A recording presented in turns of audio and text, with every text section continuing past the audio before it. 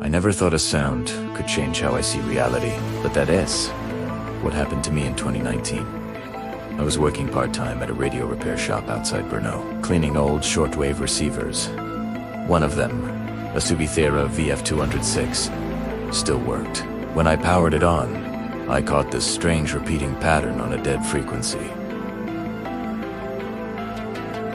I recorded a minute of it and thought nothing more. But when I checked the waveform later, something odd happened.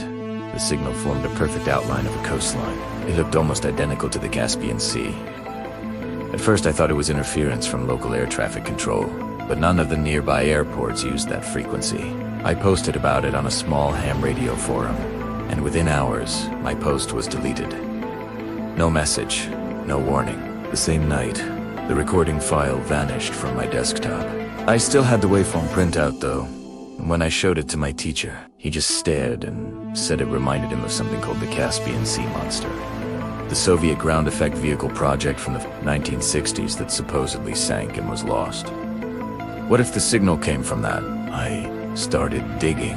Old declassified reports from the 90s mentioned a distress beacon from an unknown vessel detected briefly over shore. Last registered off Dagestan in 1980. Same frequency range.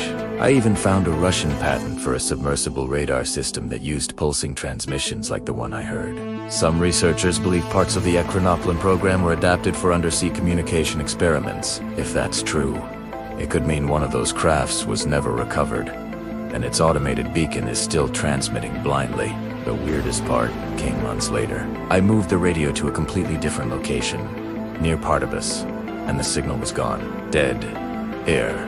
Then one night, during a thunderstorm, Prima 3A.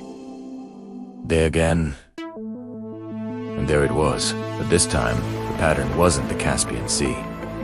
It looked like a face.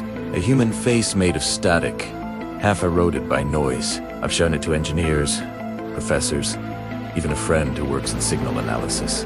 No one can explain it. The coordinates embedded in the waveform point to the middle of the Caspian, exactly where the wreck of the Ekranoplan was supposedly found in 2020.